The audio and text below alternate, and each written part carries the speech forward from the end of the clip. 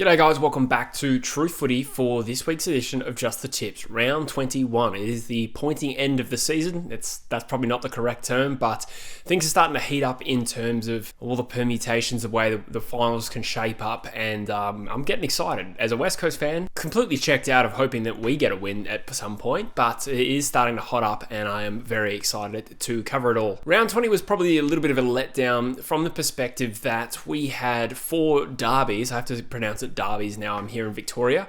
We had 4 rivalry games and all 4 ended up pretty one-sided. I mean, no one expected much of the derby. The showdown was probably worse than people expected. The Sydney game was the mildly entertaining one because GWS came back from so far down, and then of course the Q clash ended up being massively one-sided. So that was the only tip I got wrong last week. I think most of it went as expected, to be fair. St Kilda really saved my tipping with that last quarter comeback. So that was the saving grace from round 20. St Kilda's comeback win. Other than that, there wasn't a lot of close, engaging footy. I have a feeling that might change in round 21 with some of the matchups we have ahead of us. But for now, let's just highlight who did well in our True Footy competitions. In the tipping competition, we had a 3-way tie. 3 people got a perfect round of tips, including the margin correct as well. So that's David, Blake, and Luca. Congratulations to you 3. The leader is still Connor D, 26, with a total score of 130. Well done, Connor. That's at least 2 weeks in a row, if not 3. And the fantasy leader is still Jaden Griffin, whose average is climbing to 2072. So well done, everyone. You're doing amazing. So the round kicks off with one of a bunch of really good games, but this one I think is going to be fascinating. 2 teams with a really decent rivalry, considering GWS hasn't been in the competition as long as some of these other clubs that have historical rivalries, but we do know there's a little bit of heat historically between these 2 sides, and there's genuine stakes to it as well, with both of these sides once again going to be competing for spots in that top 8, and somebody's got to miss out, not necessarily one of these 2 teams, but the Bulldogs and the Giants at Marvel Stadium. These 2 teams often either play at NG or Mars in Ballarat, if it's still called Mars, and 2 of the most damaging and potent sides in the competition on their day, right? I still think both of these sides, particularly GWS, the gap between their best and worst is quite stark, and I think we saw that in the Sydney game. It was a microcosm of their entire season, which has been either quite poor or unbelievable and unstoppable.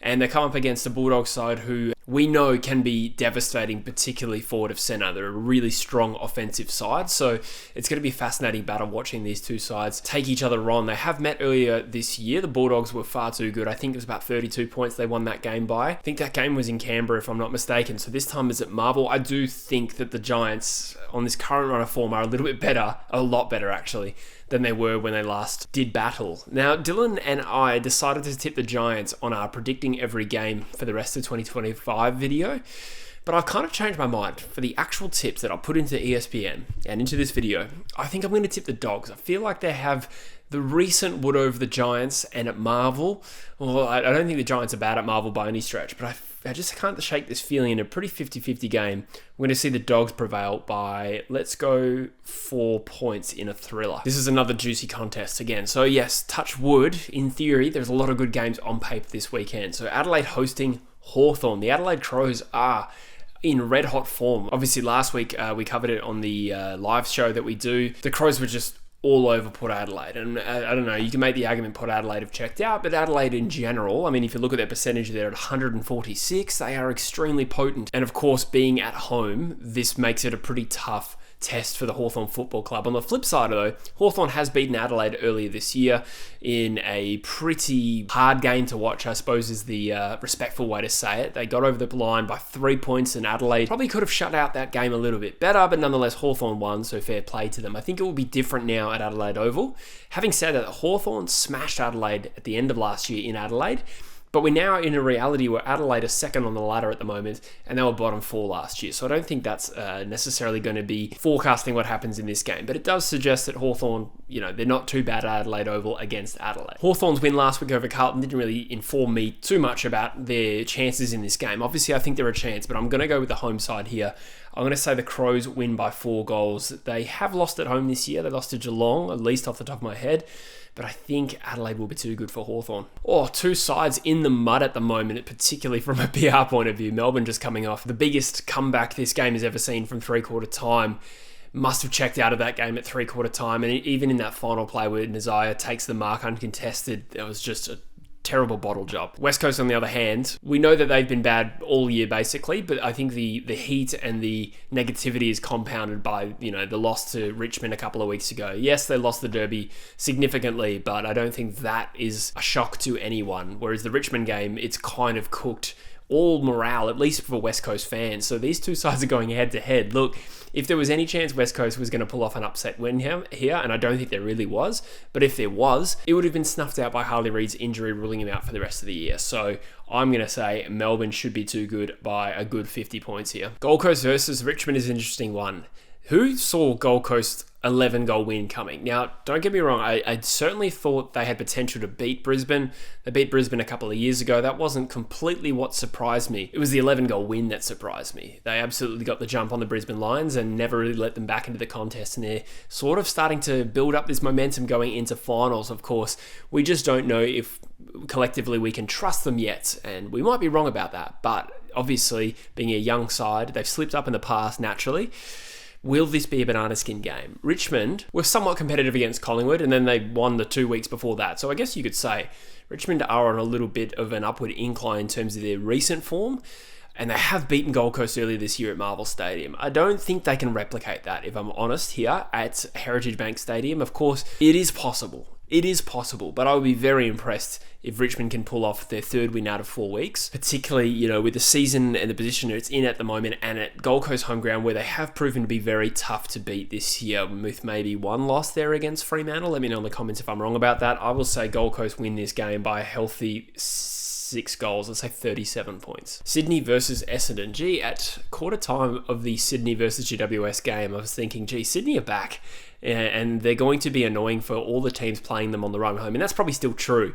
And then they got steamrolled in the second half. I think it was 15 goals to 1 they conceded, and the Giants beat them with their, their ball movement and their transition game, which had actually worked the other way in the first half of that game. So I still think there's something to work with there from Sydney, although they just got humbled badly in the second half of that game. Essendon, on the other hand, are limping towards the finish line this year with a depleted list, a couple of beltings in a row. There was 92 against the Bulldogs in most recent weeks. And while I feel like Essendon played well against Sydney off the top of my head, I didn't even bother to double check that because I feel like the odds of an Essendon win here are so low. I'm going to say Sydney, from what we've seen, should be good enough to win by at least 55 points. Collingwood versus Brisbane is our featured game this week on Footy from the Flat, our weekly live show. So make sure you tune in on Saturday night. A few weeks ago, when we did another ladder predictor, I thought the Lions might actually get up for this game. That is still absolutely possible, but I think it really bodes well that Collingwood dropped a couple of games there, and I actually think it makes them less likely to drop this game. It is also true of Brisbane, who are coming off a big loss against the Gold Coast Suns. So what's the interesting effect is that Collingwood have lost 2 out of their last 3 now, and obviously beat Richmond on the weekend, but those losses against Fremantle and particularly Gold Coast, they weren't planned losses, if that makes sense. And surprisingly, it's just brought back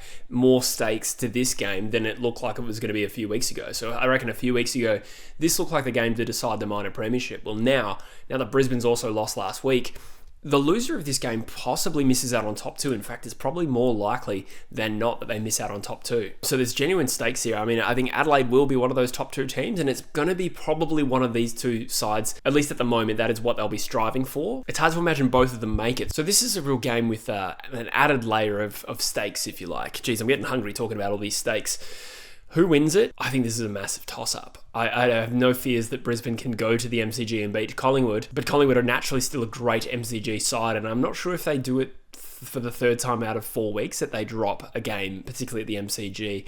But that being said, I feel like it's going to be one of those titanic clashes where it's possibly going to go goal for goal. I don't see either side smashing the other. I will acknowledge Collingwood beat Brisbane fairly easily at the Gabba earlier this year. I also think Brisbane have worked into the season a little bit better. However, they're also still not in form. So who knows what could happen. I think both sides will play really hard in this game, if that makes sense. I see it being a thriller, but I'm going to tip the home side in the Pies to prevail by, let's go 6 points. St Kilda versus North Melbourne. Both of these sides had distinctly opposite weekends, with St Kilda pulling off the greatest comeback of all time from 3/4 time at 46 points. That's absolute madness. I'm not sure what the previous record was. I remember North coming back from 40 at 3/4 time against Sydney. I'm not sure if that was the record. I remember watching that game.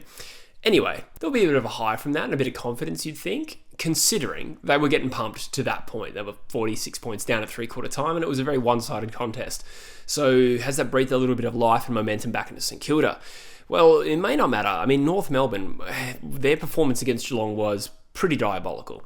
101 point loss is the biggest loss of any team this year. In a year where North Melbourne, presumably had improved. Like, that's the way it looked a few weeks ago, and that's probably still true, but it really has taken the wind out of their sails. So to have the biggest loss of the year so far is an unfortunate tag that North Melbourne have to wear. So was it a really bad day? We know they're historically terrible against Geelong. That has been a recent but consistent thing against Geelong.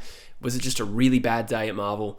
Can they bounce back this week? I think they can, but I'm still not going to tip them to win, to be honest. Like, they could win, but I think St Kilda are the better side, to be honest, over exposed form of the course of this year. Let's go the Saints by 22 points. Geelong versus Port Adelaide at GMHBA. Now, if Port Adelaide were the side that they were last year, I'd be inclined to tip them here, because they are one of those teams that is decent at GMHBA. I feel like it's very binary. You're either good there or you're awful. And Port Adelaide have recorded some wins there over the recent history. However, they go into this game limping. Their showdown performance was pretty awful. I mean, Miles Bergman winning the first clearance of the game and sending it about 80 metres towards his own goal. That set the tone for the entire night, and Adelaide just absolutely killed them. So it does beg this question, have they checked out for the year as well? That it starts to happen around this time of year. We know they're getting a new coach, and they've missed the mark massively this year. All that to say that I am not expecting a strong Port Adelaide performance here, and Geelong are coming off a 101-point win over North Melbourne. So again, we didn't learn anything about Geelong in that game. They're not infallible at GMHBA, we know this, but I'm still not considering tipping Port Adelaide here. I will say maybe it's a bit more annoying than people are anticipating, but I'll still say a healthy 6 goals to the Geelong Footy Club. Fremantle versus Carlton is the game to finish the round. Not really a game with stakes. I mean, I would say that Carlton have the opportunity to do the funniest thing here, but I'm not really expecting it. Fremantle had a bit of a tune-up win against West Coast. We know that was always going to be one-sided, and it was. They look pretty good. I did think, to give him some credit, I think they have improved massively from the first derby, which was much more of a stinker, if anything. So Fremantle, with that momentum, carry into a home game here, and they wouldn't have left Perth for a couple of weeks now, obviously having played the derby last week, so there's no reason to think that they're vulnerable here. Carlton can be a bit of a bogey side for Fremantle over the last few, but it's hard to have too much faith in the Carlton Footy Club right now. To go to Perth and beat Fremantle here would be one of their best wins in a long time, to be honest. And while there is some quality cattle in that team, from the exposed form we've seen of Carlton this year, I can't imagine them getting up here. I'm going to say Fremantle win by a healthy 42 points, to be honest. And that closes out round 21 as we have a look at the ladder. We have Collingwood still in top spot, although that is obviously vulnerable if I am wrong about tipping them against the Brisbane Lions. Adelaide in second. Fremantle surge into the top 4. I actually didn't see that coming. That must be because Brisbane lose, of course. Any other weird tips that I've done there? No, I guess GWS. Had GWS won, they would be in the top 4. So there's actually a lot on the line this week. Gold Coast in 6th, Hawthorn down in 8th spot. That's, of course, if I'm wrong about them beating Adelaide. I think they could, but I do think Adelaide is clearly the better side at the moment. The Bulldogs down in 9th. Sydney the best of the rest, which is probably how I feel from the eye test at the moment. And other than that, not a whole lot of movement throughout the rest of the ladder. So let me know in the comments, guys, what are your tips, of course? What's your game of the round? I think it's going to be hard to go past Collingwood versus Brisbane. I will lock in the obvious choice there. Upsets of the round, I mean, I suppose Hawthorn to beat Adelaide, that's an upset in my opinion, and I think it's possible. Then there's a few genuine 50-50 games. Could North beat St Kilda? I mean, again, it would take a really strong North performance. They are capable, but they are few and far between at the moment, if we're honest. So those are probably my nominations, guys. But let me know in the comments what you think. And I look forward to seeing you this week on the live stream. Collingwood versus Brisbane will be the biggest game of the year that we've live streamed. Looking forward to it. Looking forward to seeing you there. I'll catch you in the next one. Cheers.